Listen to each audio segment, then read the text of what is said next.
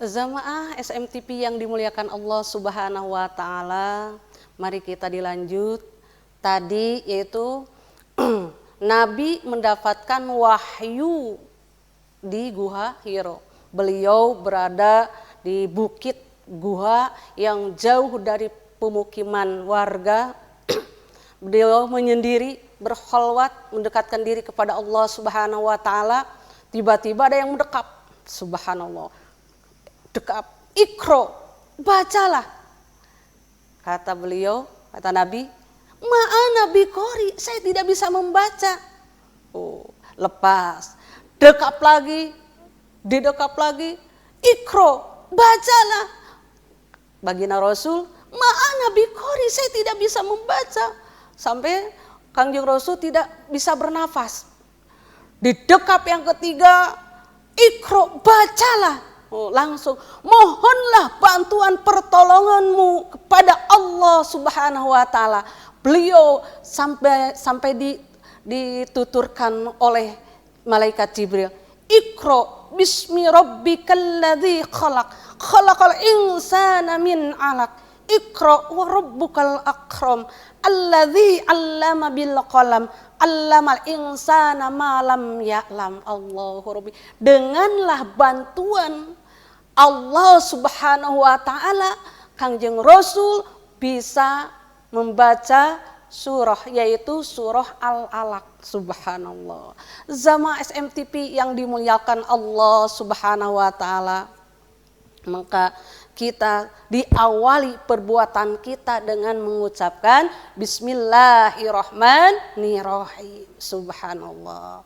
Maka dalam perbuatan sehari-hari kita mau keluar rumah, baca doanya Bismillahirrahmanirrahim, Allah la haula wala quwata illa billahil aliyyil azim. Maka Allah menyertai kita, diberikan kita keselamatan, diberikan kita keberhasilan, dan kita diberikan keberkahan Allah Subhanahu wa taala.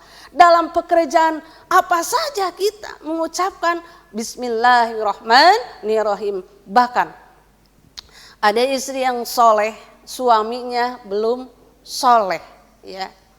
Istrinya itu soleha, tapi suaminya belum soleh.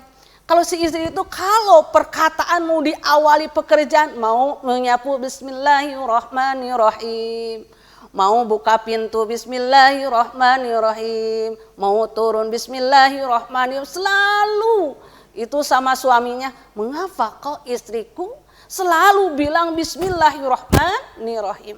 Maka saya akan mengujinya, istri saya.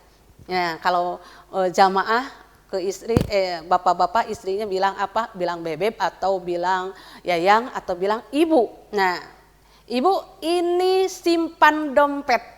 Nah, diambil dari suaminya, langsung disimpan, dibuka lemarinya, Bismillahirrahmanirrahim, disimpan. Nah, udah gitu langsung si suaminya, yaitu yang belum soleh itu, ngambil lagi si dompet itu, langsung dilempar ke sumur.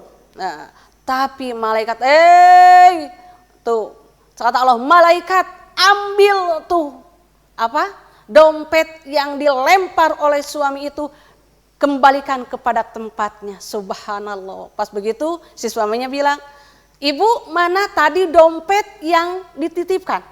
Langsung dibuka, Bismillahirrahmanirrahim. Subhanallah, itu dompet masih ada di tempatnya.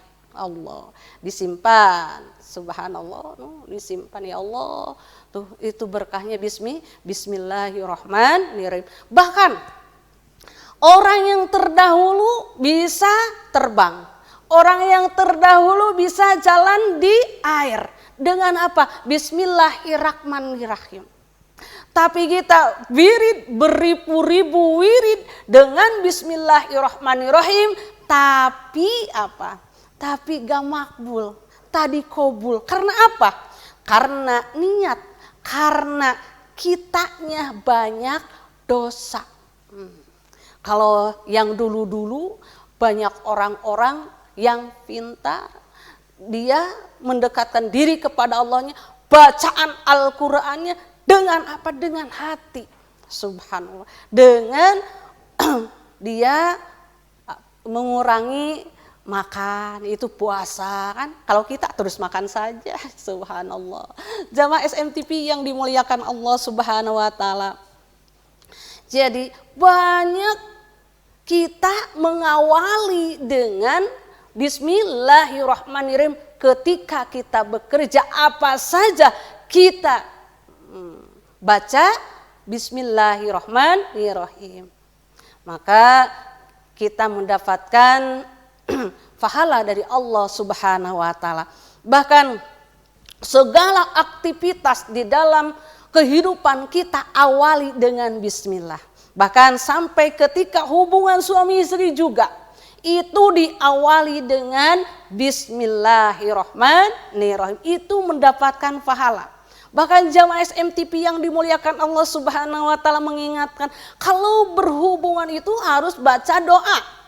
Itu bismillahi Allahumma jannib nasyaitonah wa jannibis syaitona ma razaqtana. Subhanallah. Itu harus, karena kita pingin apa? Dijauhkan dari setan tapi didekatkan dengan rizki, ya, rizki. Maka itu mendapatkan pahala. Sungguh berbuat itu intim itu sedekah.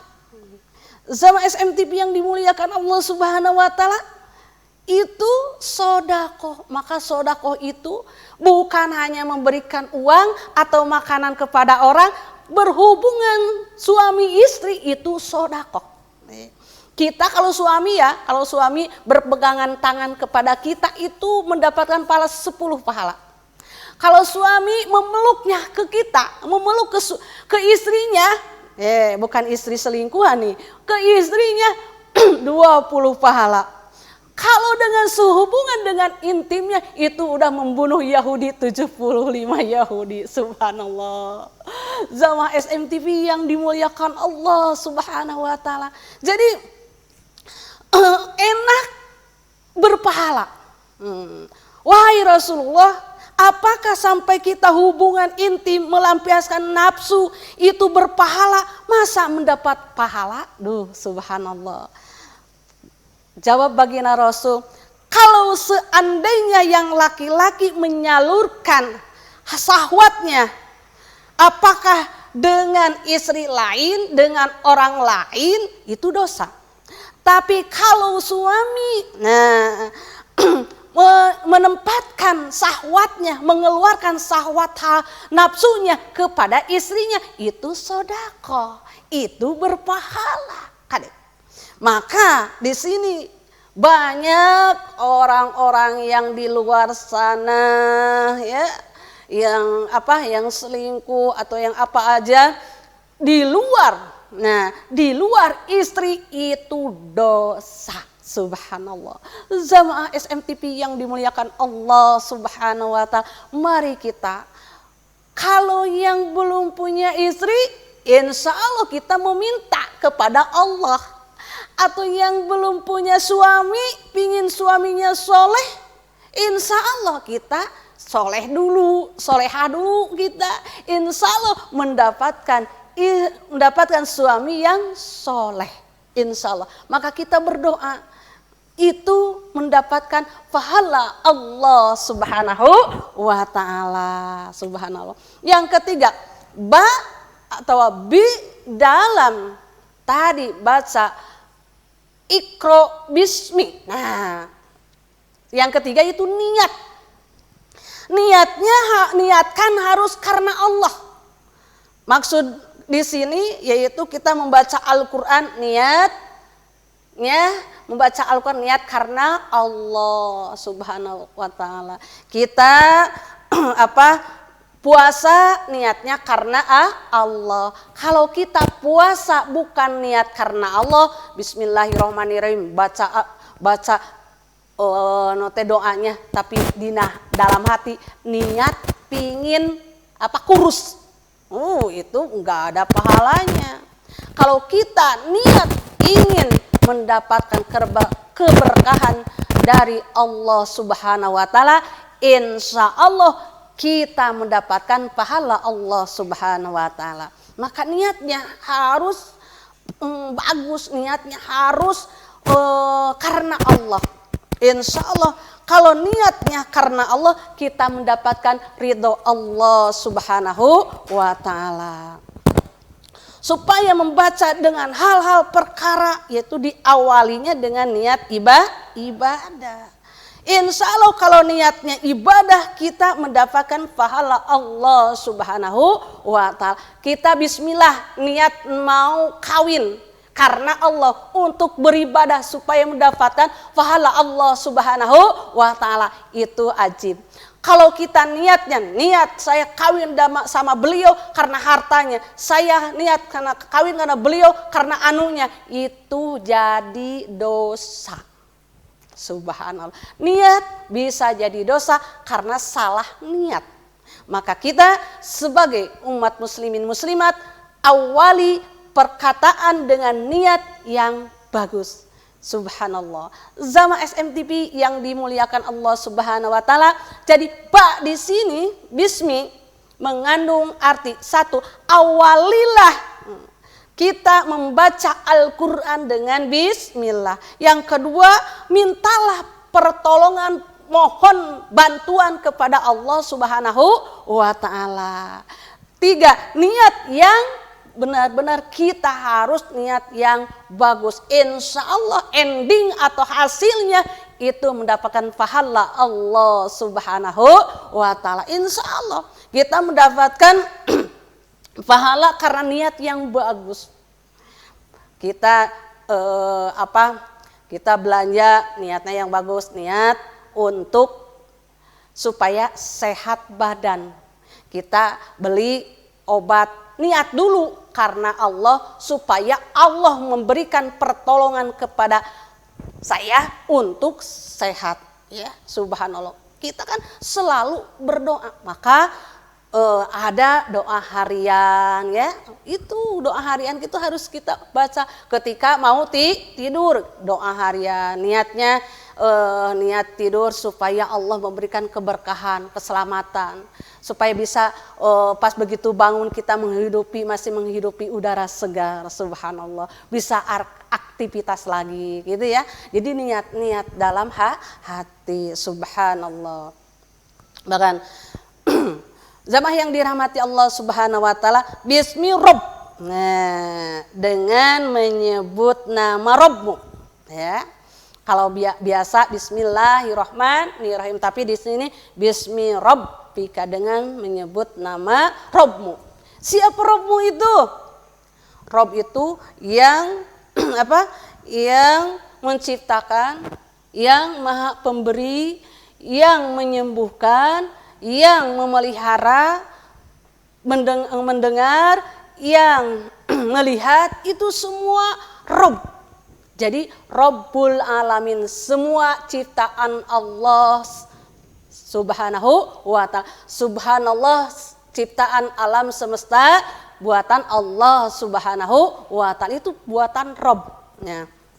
Akan tetapi para ulama membahas rahasianya, apa artinya Rabb di sini? Pemilik, penguasa, ciptaan alam, pengatur, pemberi rezeki, ya, mematikan, menghidupkan, itu Rabb. Nah, jadi kata ulama, mengapa Rabb di sini? Itu untuk menenangkan hati baginda Rasul ketika diberi wahyu di Gua Hira. Maka seterusnya tadi, ya. Itu Rabb, bahasa Rabb di sini untuk menenangkan hati baginda Rasul ketika itu Kangjeng Rasul lagi ketakutan. So, gini aja, kalau dialami kita jalan di lewat makam, apa yang terjadi kalau kita tiba-tiba ada yang di depan kita ada yang berdiri, seperti pocong kan, atau seperti yang menakutkan, wah pasti kekencingan, pasti lari-lari terus tapi nggak nyampe-nyampe, kan gitu, akibat dari ketakutan. Nah di sini juga sampai dari awal tadi Iqra bacalah sampai ketiga Iqra sampai tidak bisa bernapas Kanjeng Rasul. Nah, sudah gitu beres Kanjeng Nabi turun dari bukit langsung ke rumah Siti Khadijah sampai Jamiluni sing multi aku kepada Siti Khadijah, bahkan langsung terlontar kata laqad khasitu ala nafsi, sesungguhnya takut aku ini ya Allah, subhanallah. Maka di sini Allah menghiburnya jadi Allah menghibur, ya wahai Nabi, jangan takut dari memberi rezekimu ini, dari yang menghidupkan kamu ini, dari yang mengatur wahai Muhammad. Jamaah yang dirahmati Allah Subhanahu wa taala, ada yang mau lewat.